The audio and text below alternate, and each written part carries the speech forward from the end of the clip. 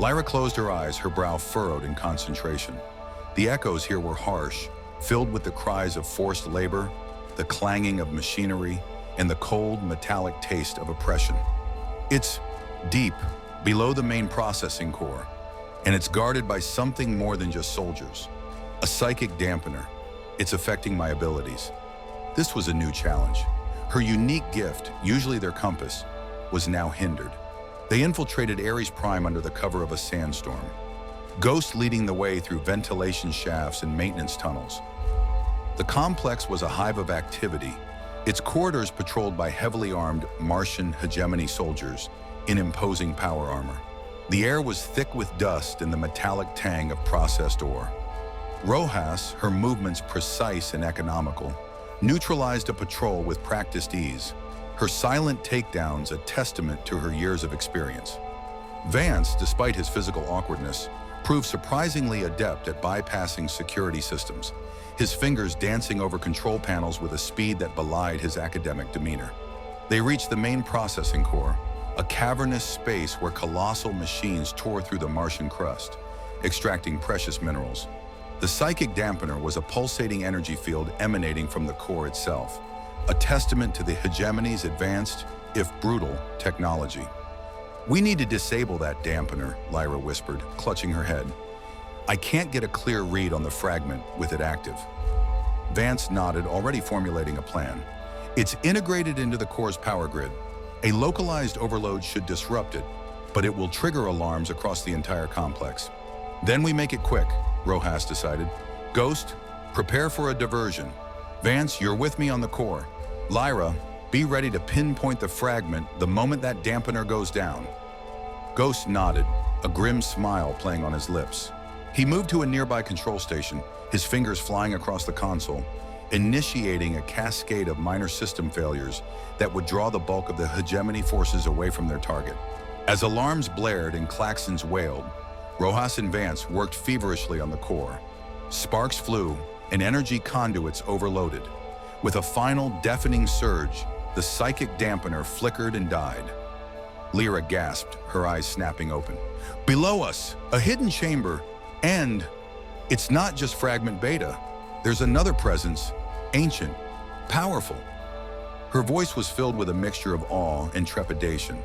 They descended into the newly revealed chamber, a place of stark, alien beauty. At its center, fragment beta pulsed with a deep, resonant violet light, but it was not alone. Encircling it were strange, crystalline structures, and within them, a being of pure energy, a sentinel, awakened by the dampener's deactivation. It was a guardian from a civilization far older than humanity, tasked with protecting the fragment from those deemed unworthy. The sentinel attacked, not with physical force, but with blasts of pure psionic energy that threatened to tear their minds apart. Rojas, her training pushed to its limits, dodged the attacks, trying to find a weakness. Ghost, his multi-tool weapon useless against an energy being, focused on creating a protective barrier with a portable energy shield. Vance, despite the mental assault, frantically worked to calibrate a device that could contain the fragment. Lyra, however, found herself drawn to the sentinel, her own empathic abilities resonating with its ancient consciousness. "It's not evil," she cried, her voice strained. "It's afraid. It perceives us as a threat to the fragment's stability." Through Lyra's unique connection, they realized the sentinel wasn't guarding the fragment from theft, but from misuse. It had witnessed countless civilizations rise and fall, each attempting to harness the Genesis Fragments for power, only to bring about their own destruction. The Sentinel's purpose was to ensure the fragments remained dormant until a truly worthy civilization emerged. It saw the Chronos Cartographers as just another group seeking to exploit its power. Rojas, seeing the truth in Lyra's eyes, lowered her weapon. "We're not here to exploit it," she projected, her voice calm and steady, amplified by her suit's comms. "We're here to save reality, to stitch it back together. We understand its power, and we seek to use it responsibly." Vance, completing his containment device, activated it, creating a localized field that gently enveloped fragment beta, stabilizing its volatile energy without harming the sentinel. The sentinel, sensing their true intentions through Lyra's empathic bridge, slowly receded. Its energy formed dimming, returning to its dormant state within the crystalline structures. It was a silent acknowledgement, a passing of the torch.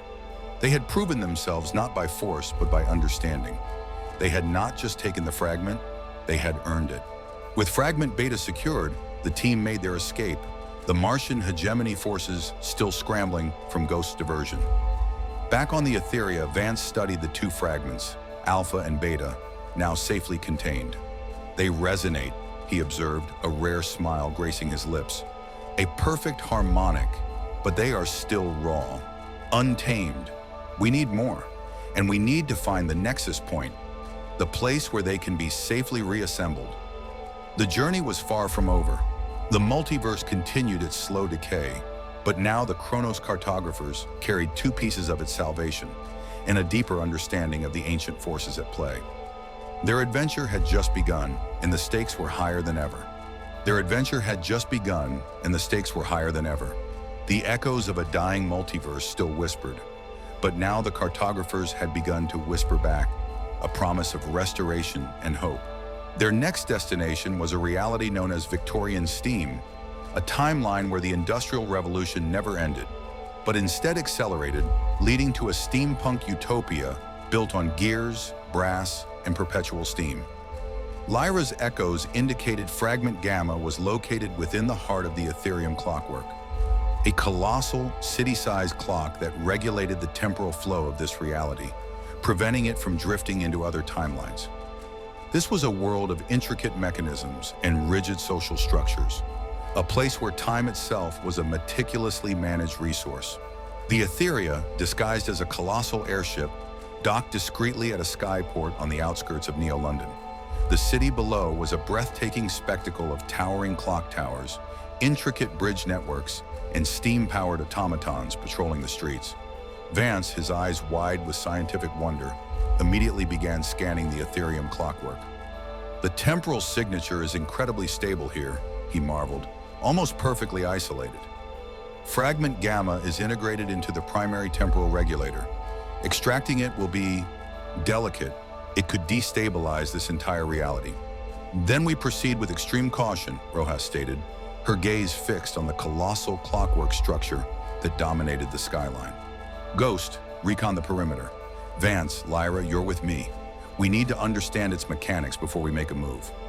Kai, ever the pragmatist, gave a curt nod, his multi-tool weapon now configured for precision cutting and analysis.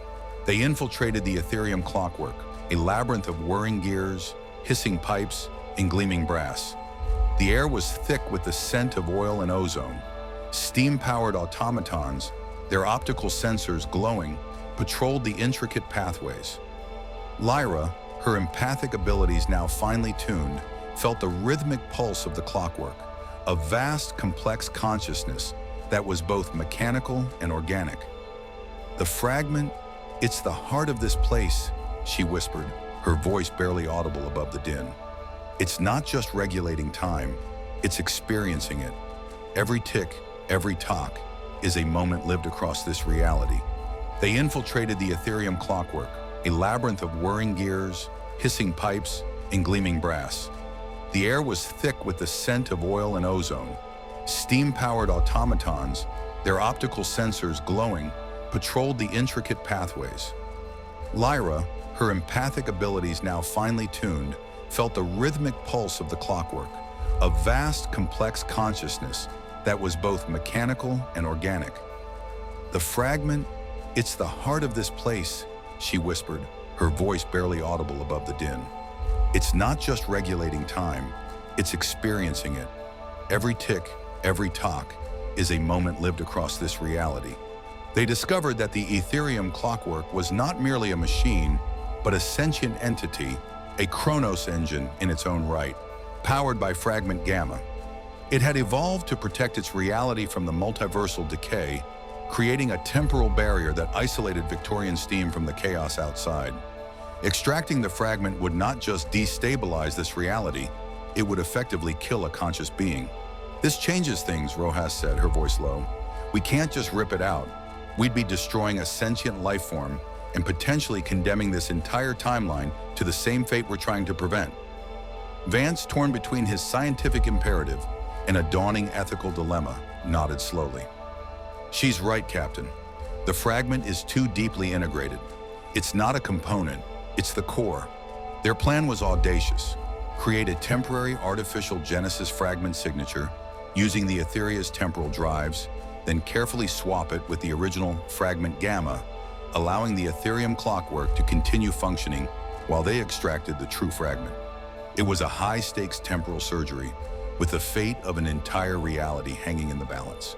As they initiated the bypass, the Ethereum clockwork began to react. Gears ground to a halt, steam vents hissed violently, and the rhythmic pulse of the city faltered.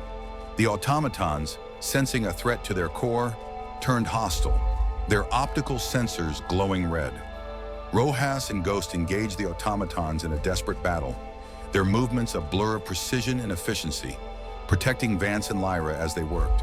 Vance, his face beaded with sweat, worked with frantic precision, his fingers flying across the console, calibrating the temporal frequencies.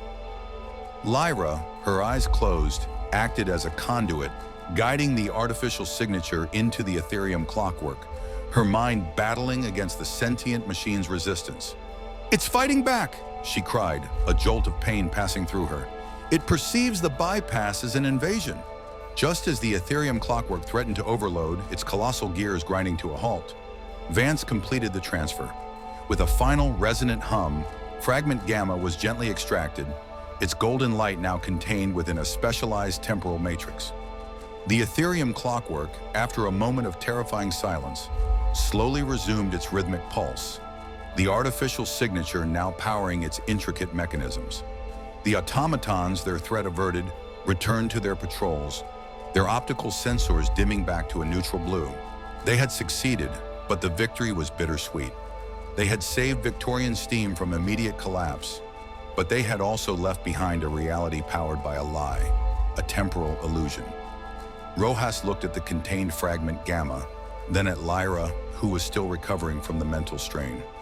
"3 fragments," she stated, her voice thoughtful, "each one more complex than the last, and each one teaching us more about the true nature of the multiverse." Vance, now holding the 3 Genesis fragments, Alpha, Beta, and Gamma, saw a pattern emerging. They are not just energy signatures, Captain. They are pieces of a cosmic puzzle. Each one holds a unique aspect of the original reality's foundational code. We need to find the nexus point, the central hub where these codes can be reassembled and activated. My calculations suggest it's not a place, but a state of being, a temporal convergence point that exists outside of any single timeline. Their journey continued, now with a clearer understanding of their true objective. The Chronos Cartographers were no longer just mapping the multiverse. They were trying to understand its very language, to decipher the ancient code that held it all together. The fate of all realities now depended on their ability to find this elusive nexus point, to reassemble the Genesis fragments, and to make a choice that would either restore the multiverse to its original glory or forge a new, stable reality from its shattered remains. The adventure was far from over, and the greatest challenge still lay ahead: to become the architects of a new cosmic order. The echoes of a dying multiverse still whispered, but now the cartographers had begun to whisper back, a promise of restoration and hope, a new song of creation,